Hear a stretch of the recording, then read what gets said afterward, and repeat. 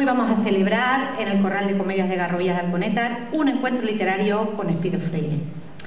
Antes de nada, nos gustaría agradecer la presencia de la escritora, de Espido, también de nuestra alcaldesa, del equipo directivo y profesorado y alumnado del IESO Alconétar. También queremos agradecer la presencia de miembros del AMPA, padres de nuestros alumnos, también miembros de la Asociación Cultural Alconétar, Alco Televisión y representantes del CPR de Brozas, entidad que ha hecho posible que este encuentro suceda. Me gustaría hacer una mención especial a la Asociación Teatral de Garrovillas, que ha realizado la decoración de la mesa, y a Pedro, el técnico de sonido del corral. Muchísimas gracias a todos y Espido, esperamos que te sientas como en casa.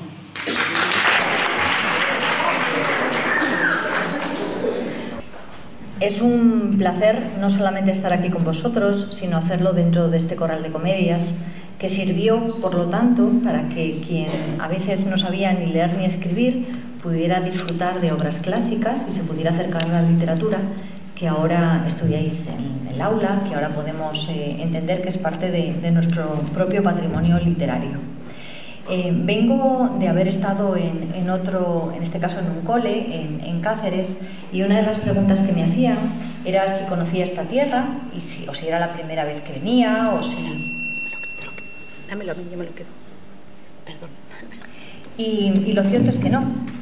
He tenido la oportunidad de estar en muchas ocasiones por toda Extremadura, tanto en la provincia de Cáceres como en la de Badajoz, pero sigo descubriendo distintas cuestiones. Sigo descubriendo el enorme talento humano que hay, del que vosotros sois una muestra, de manera que si os parece y si te parece bien, dejo el paso a vuestras compañeras para que continúen siendo las maestras de ceremonias.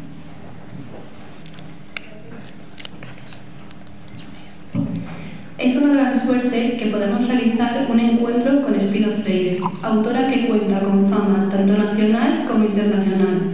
Aunque Carla, no sé si sabrás que nació en Bilbao, pero que creció en Llodio y que ha estudiado canto y filología inglesa, entre otras muchas cosas. ¿Tú sabes que es la autora más joven en ganar el Premio Planeta? Lo hizo con su obra Melocotones helados. Ha recibido numerosos premios dentro y fuera de España.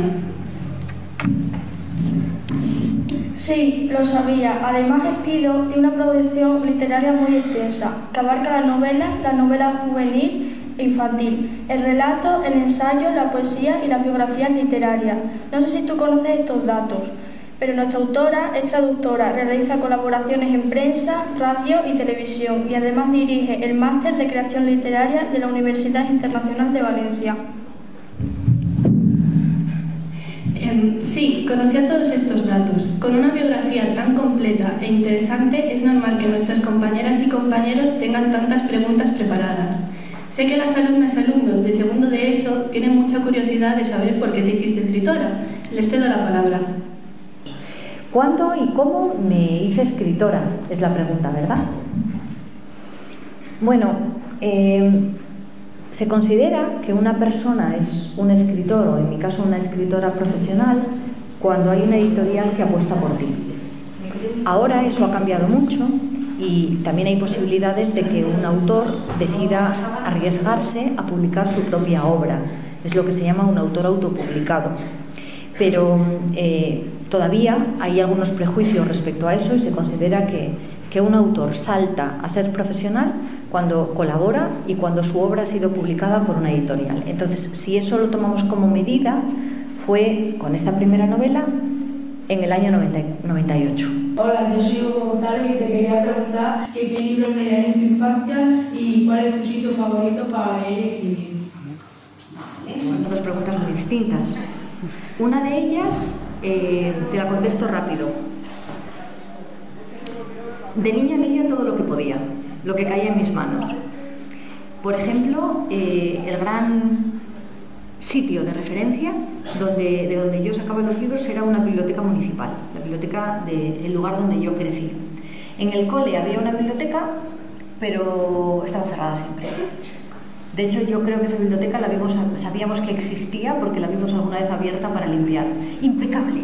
Todos los libros de SM, de todos los colores, novísimos, pero nunca, jamás se usó.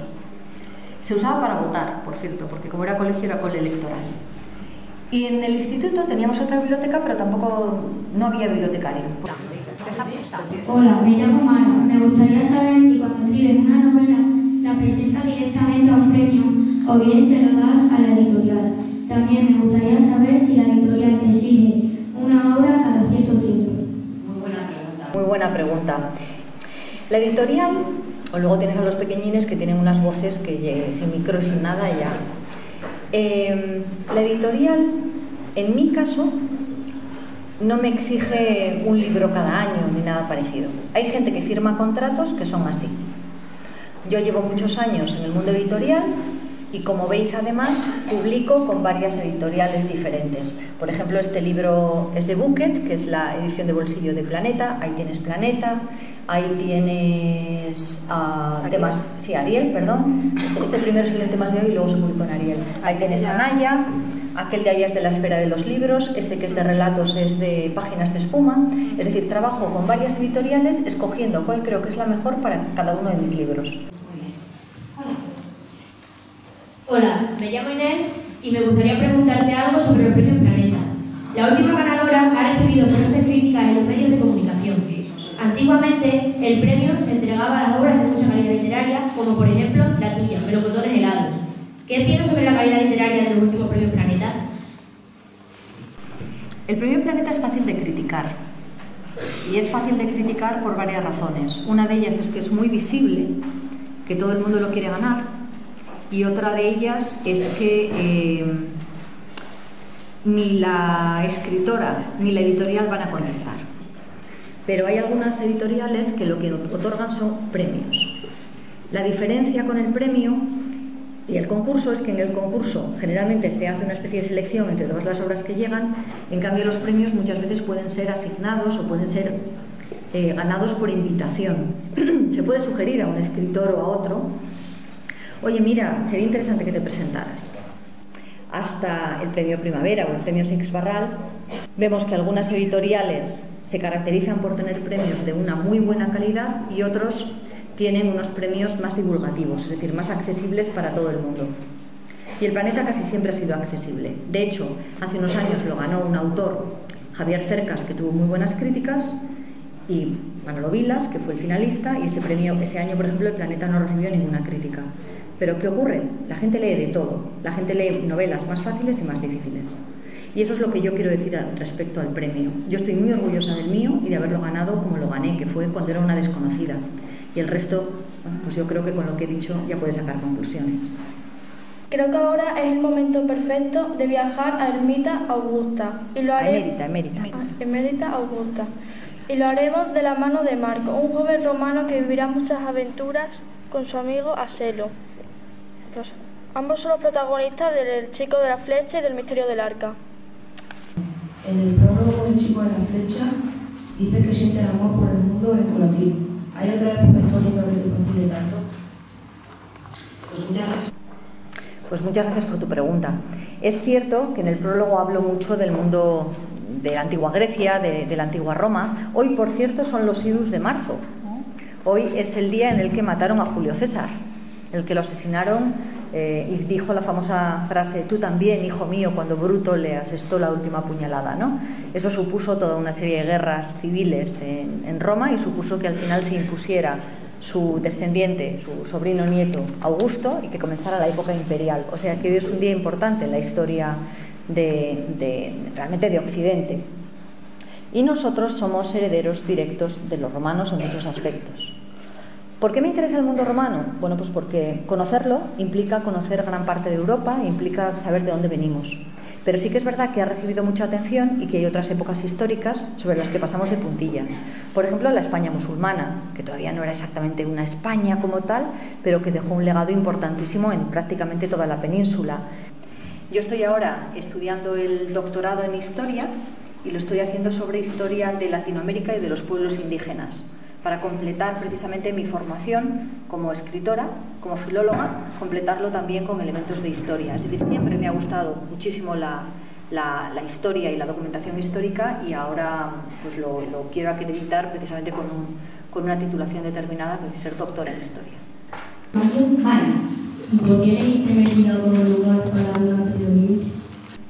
escogí Mérida porque la historia se me ocurrió después de un viaje a Mérida. Después de un viaje a Mérida con una amiga de fin de semana, una amiga mía desde los 5 años, una de mis mejores amigas del colegio. Nos volvimos a juntar porque hablamos mucho, nos queremos mucho, pero claro, ella tiene su vida, yo tengo la mía, ella tiene sus responsabilidades y de vez en cuando nos gusta hacer algún viaje juntas. Y en ese viaje acabamos en Mérida. Y bueno, empezamos y acabamos en Mérida. Ella no la conocía, yo sí había estado muchas veces. Fuimos al museo, fuimos a ver pues todo lo que hay que ver, o todo lo que se puede ver, desde el teatro hasta el trazado de las calles, los templos, todo. Y fue ella la que me sugirió que por qué no escribía una historia para chavales sobre el mundo romano. Me pareció muy buena idea y en homenaje a que se me ocurrió allí y a que ella me sugirió esa idea allí, decidí empezarla en Mérida. Acaba, como sabéis, en el caso de La suerte está echada, en Roma, nada menos, ¿no? Pero ese viaje, Marco y Aselo tardarán mucho en llevarlo a cabo. A mí me gusta mucho el personaje de la bruja. ¿Te ha inspirado a la amiga gallega para crear el personaje? Ay, me alegra que te guste, porque a mí también me gusta mucho. No, las veigas gallegas llevan una línea totalmente diferente a ese tipo de brujas. Es una bruja mediterránea. Es una bruja que trabaja de una forma totalmente diferente. Y que además, ¿tú crees que adivina el futuro? O sencillamente que es muy inteligente, ha visto mucho del mundo y por lo tanto lo que dice puede encajar. Claro, muchas de las brujas que echan las cartas o que leen los pozos del café o incluso las bolas de cristal o cualquier otra cosa, tienen esa característica. No es tanto que estén adivinando el futuro como que conocen muy bien el ser humano. Este es un mundo muy interesante, el de las creencias y las supersticiones. Los romanos eran muy religiosos y muy supersticiosos.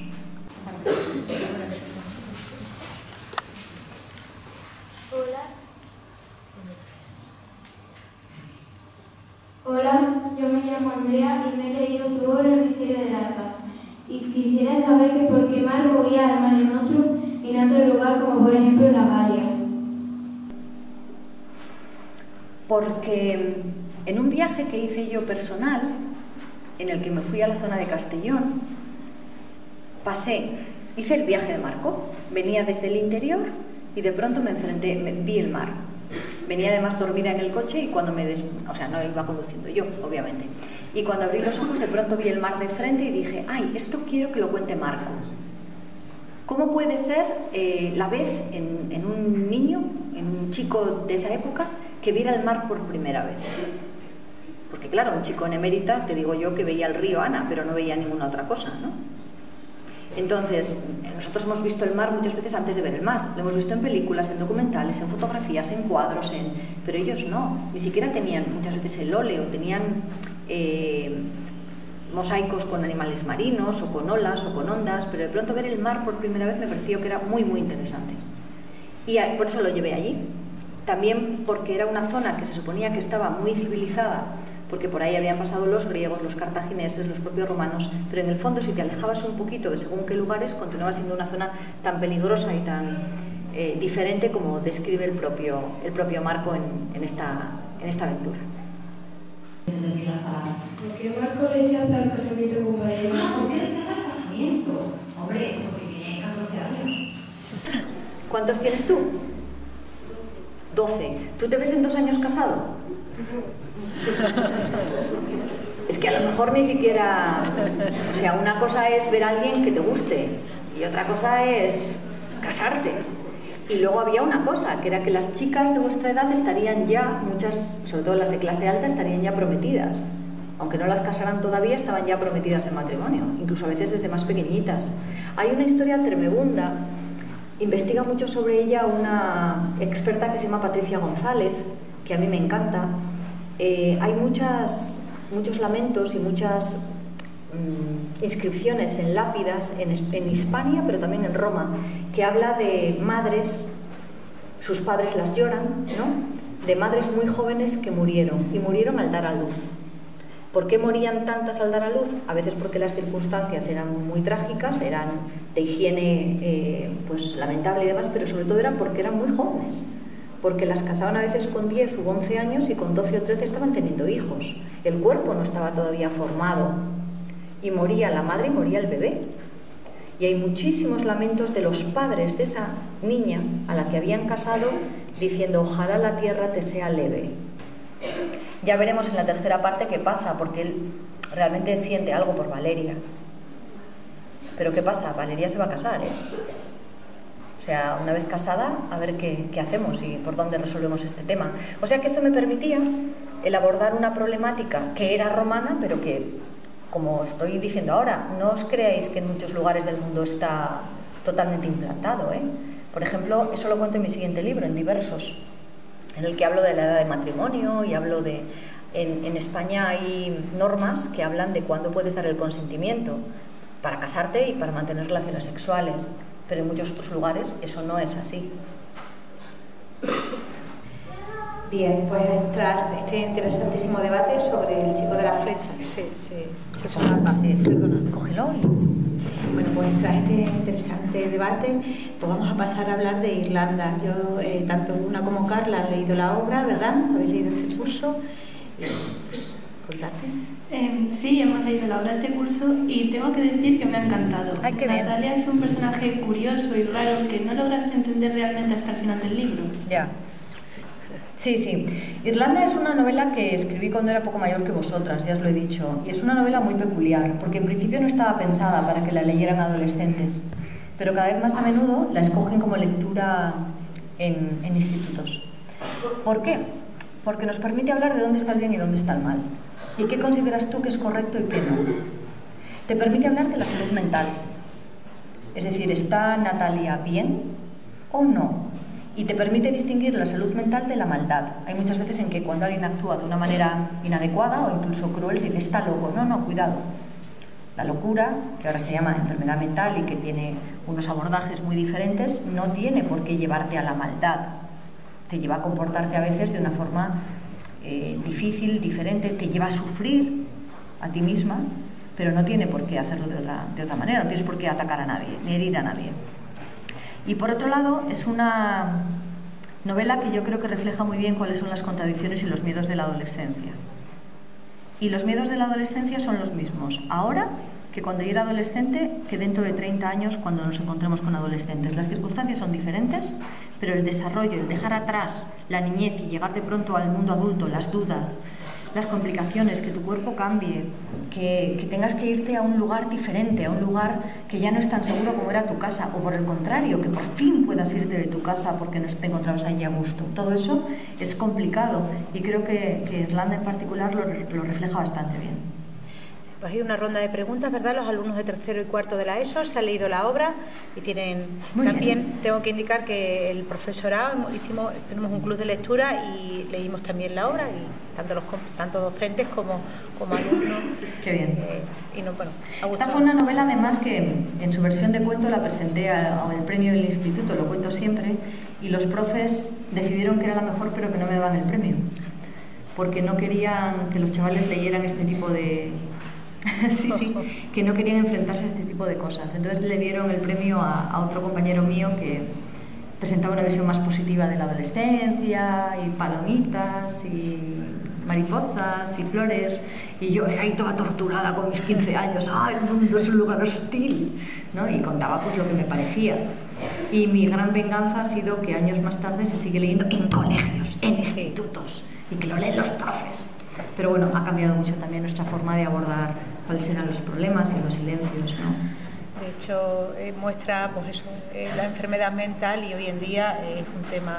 De hecho, ha sido muy curioso porque en un principio Irlanda nos permitía hablar sobre todo del bien y el mal, y en los últimos años, con el interés que ha surgido acerca de la depresión, de la esquizofrenia, de el trastorno, el límite de personalidad y de la neurosis, ¿no? De muchas otras cosas que hasta ahora eran tabú, ahora con Irlanda este libro sirve para hablar de todo eso. Es una ventaja porque, claro, es un libro que tenía muchos años, muchos, fue el primero que publiqué y se continúa reeditando cada año. Entonces, obviamente ha conectado a un nivel más profundo de lo que pensaban mis profes de segundo de UP. Soy Luis y me gustaría saber cómo eligen los nombres para cada persona.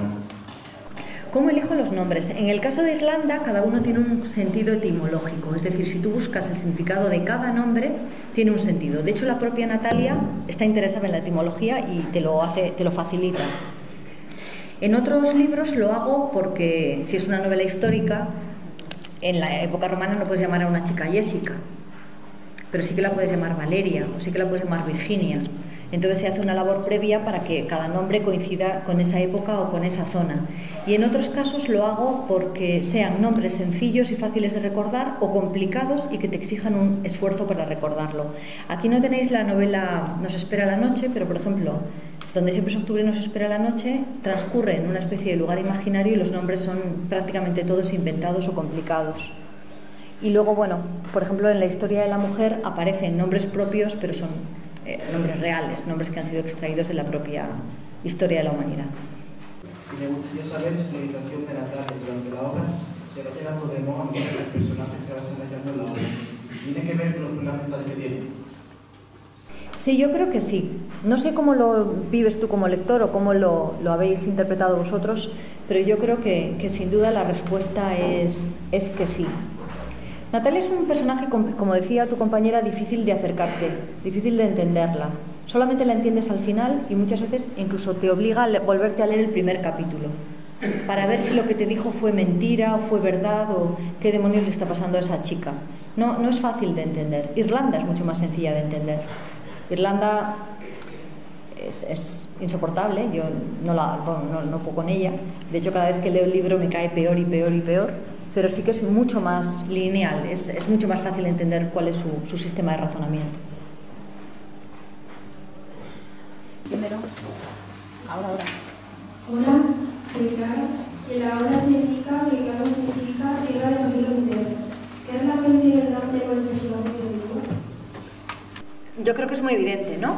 Irlanda es una persona que tiene muchas virtudes externas, entre ellas, por ejemplo, la belleza. En esta sociedad, para una mujer ser bella continúa siendo una ventaja. Para los chicos también, pero menos. Y es inteligente, tiene capacidad adaptativa, tiene dinero, que sigue siendo otra ventaja, pero es fría. Y además toda su familia le ha enseñado que ser fría es una virtud.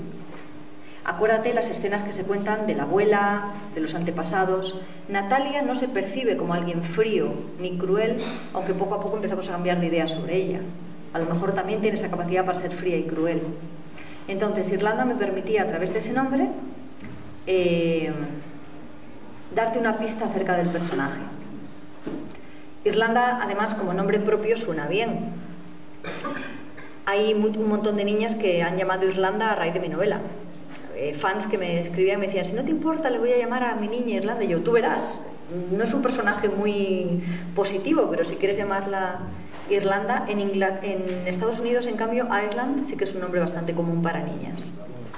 Hola, simplemente me gustaría saber si la torre de la casa de campo simboliza la familia de Natalia de Toa. Sí, significa esa familia, significa y simboliza su deterioro y significa también la caída. Es decir, vemos que esa familia ha vivido tiempos mejores, ¿no? Mejores si lo entiendes en cuanto a opulencia, en cuanto a dinero, en cuanto a poder. La verdad es que nunca parecieron muy felices, ¿no? Por lo que sabemos de ellos, da la impresión de que tuvieron cosas, pero poco más. Entonces, el hecho de que haya una torre y que esa torre esté apuntalada, esa torre está en ruinas, creo que es una buena metáfora de qué les está pasando. ¿Y debe reflejar a algún personaje? ¿De Irlanda? Por suerte no. No, ni siquiera los adultos. Es que no se salva nadie. No, ni siquiera en los adultos. Es que no se salva a nadie. Roberto un poco, pero porque no lo conocemos demasiado. En realidad es una novela en la que a mí me sorprende a veces cuando la leo y digo, tenía yo 16 años cuando escribí esto. Pues mi visión del mundo era ya poco cruda. Bueno, pero ya había vivido bastante. Estaba con la compañía de ópera y demás. Pero nadie nadie es bueno, nadie es totalmente bueno, nadie es impecable en esa novela. La nena, pero ya apunta maneras.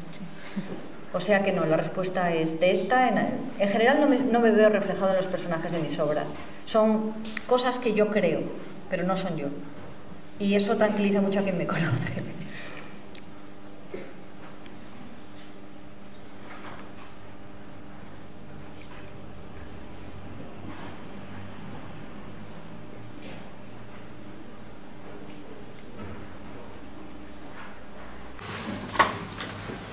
Hola, soy José y te quiero hacer una pregunta. La magia de los conjuros está muy presente en esta novela. ¿Por qué?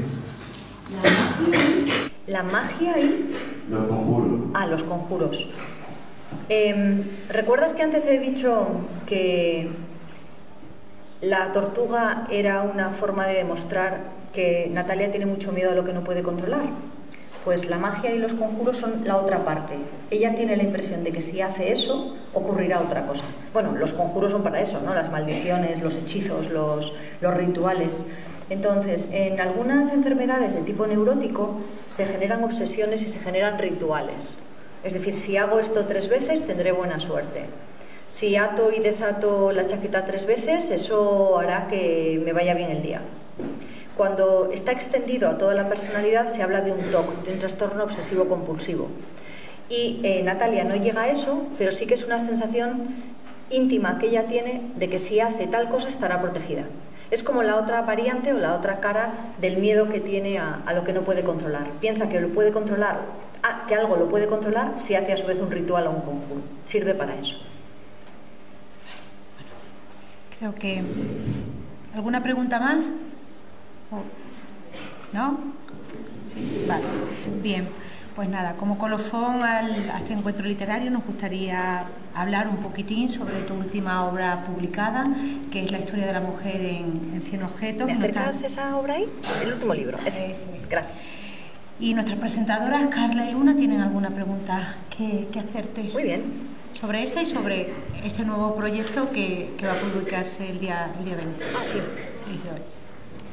Espido, nos gustaría saber de dónde surgió la idea de escribir un libro donde los objetos cuentan la historia de la mujer. Pues yo había escrito ya Pioneras y había escrito otra serie de libros en los que hablaba de la historia y muy particularmente no solamente de mujeres, sino también de niños, de gente olvidada, ¿no? La historia que nos han contado siempre es la historia de las batallas, de los reyes, de los gobernadores, de las conquistas, pero esa no es toda la historia. Y de hecho, según vamos avanzando en conocimiento de la historia, nos preguntamos qué pasó con la gente olvidada, qué pasaba dentro de las casas, de que era un acto colectivo. Y eso nos coloca de pronto en el lugar, en el medio de las cuevas de la prehistoria, a niños y a mujeres que estaban haciendo otra cosa que no era los cuidados, ¿no? En muchas de las tumbas se han descubierto hechos y objetos, se han descubierto objetos que nos permiten pensar que la función que tenían las mujeres en algunos pueblos era muy diferente a la que creíamos. Y en otras nos han confirmado que no, que las que creíamos eran las que tenían. Entonces, si no conocemos, esta frase se dice mucho, ¿no? Pero si no conocemos lo que pasó, es muy fácil que no valoremos lo que tenemos y que no sepamos hacia dónde vamos. Y este libro pretende rendir un poco homenaje a eso y está lleno de curiosidades, de anécdotas, sirve para trabajo además con vosotros, para tratar determinados temas, tiene esa intención. A mí me gustaría saber cómo ha sido el proceso de creación del libro y cuánto tiempo has tardado en escribirlo. Casi me vuelvo como Natalia. Fue muy duro. Porque yo pensé que este libro iba a ser mucho más fácil de lo que fue. Pensé además que lo íbamos a solventar volando. Pero ¿qué pasó? Que cada objeto me llevaba a otro objeto y que cada dato lo tenía que contrastar. Y acabé incorporando al final casi 40 páginas de bibliografía. O sea, libros, archivos, textos que acabé empleando.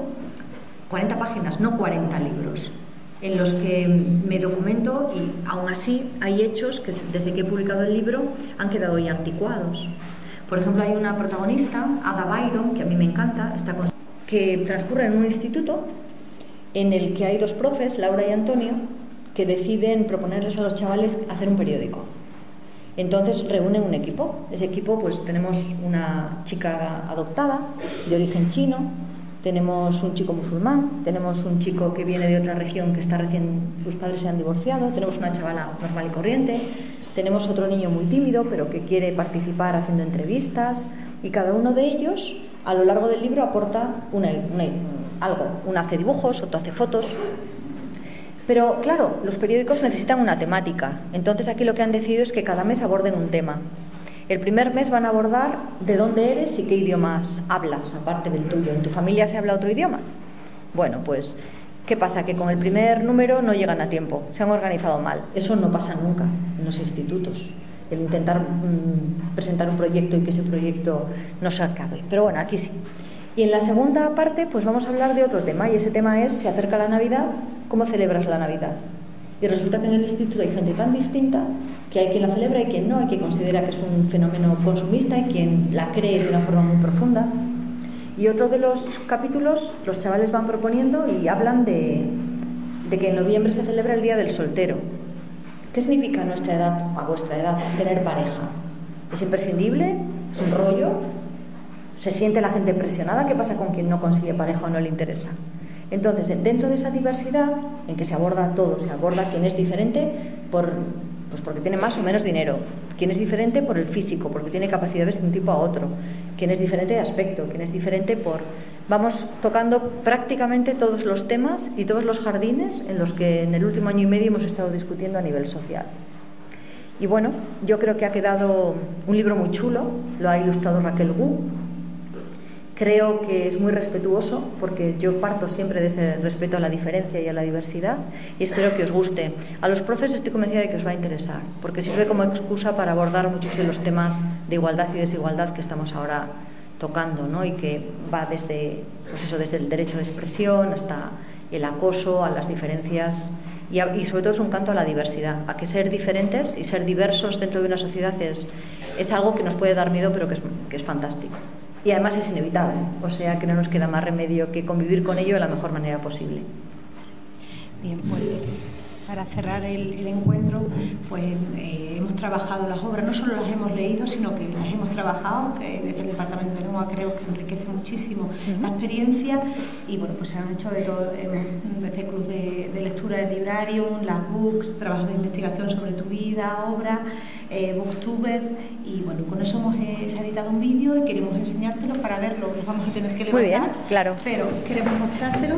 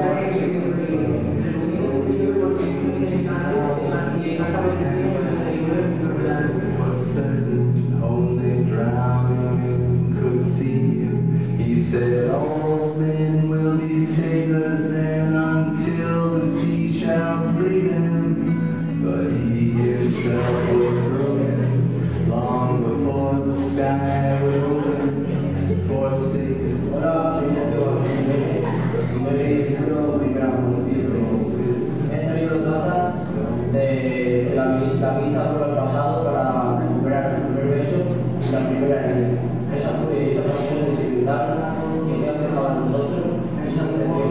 Este libro supera la pasión de los seis cosas, pero recomiendo que un libro entretenido, hace volver a sentir lo que se hizo en el pasado y hace creer.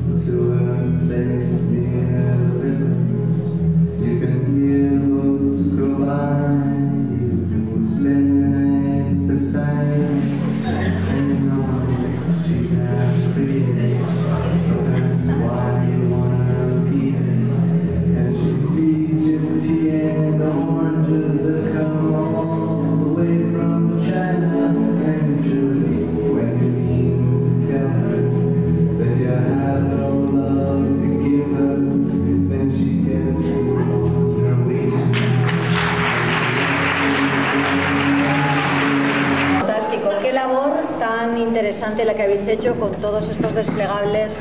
Muchas gracias por las recomendaciones, algunas más entusiastas que otras, pero yo entiendo que de ponerse delante de la cámara es muy complicado. Muchas gracias a los profes y a todos los que habéis trabajado en ese sentido, porque no sabéis lo que significa para una escritora, después de haber trabajado a su vez no en casa, con el deseo de que os guste, de que esto se pueda emplear en aula, de que haya valores transversales, de un montón de cosas, ¿no? El que de pronto encuentres alumnos que trabajan y que lo hacen tan bien. Es una sensación de orgullo y una sensación de que esto merece la pena. Y os lo quiero transmitir, porque lo cierto es que ojalá dentro de algunos años, cuando recordéis esto, pues os acordáis de este encuentro y algunas de las cosas que he dicho ahora tengan más sentido también para vosotros, ¿no?, que las que ha tenido ahora. Pero tened en cuenta que yo sí me acordaré y lo valoro en cada uno de los momentos, ¿eh? Y repito, lo agradezco muchísimo porque bueno, esto es lo que le da sentido de verdad a escribir un libro y a pasar el trabajo y el esfuerzo de hacerlo. El que vosotros luego lo leáis y que estéis aquí. Se me ha olvidado mencionar, y porque los alumnos de tercero y cuarto lo han hecho, que han hecho escenas cinegéticas en una zona donde bueno, pues la caza y la pesca tienen una importancia y sí que están. Se me ha olvidado mencionarlo. Y ya por último, antes de cerrar, tanto el CPR y la alcaldesa, que no creo que ha tenido que irse, pero quieren hacerte entrega de unos detalles y esperamos que te guste. Siempre es un placer, Pido, compartir una tertulia literaria contigo y de verdad. Es que ella y yo ya nos conocíamos. Sí. Entonces es como encontrarte con una vieja amiga. Muchísimas gracias.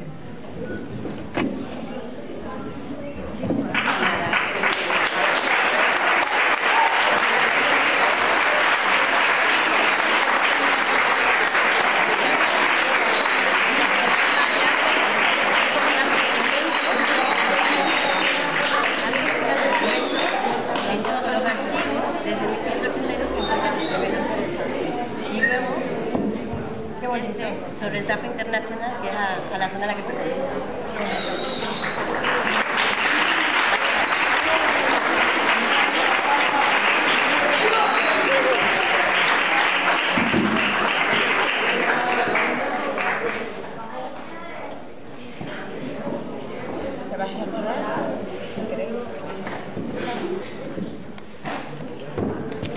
Bueno, es el momento de despedirnos y he de admitir que la experiencia de presentar un encuentro literario ha sido muy positiva, ¿verdad, Carla? Sí, ha sido una experiencia maravillosa. Muchas gracias a todos por vuestra atención.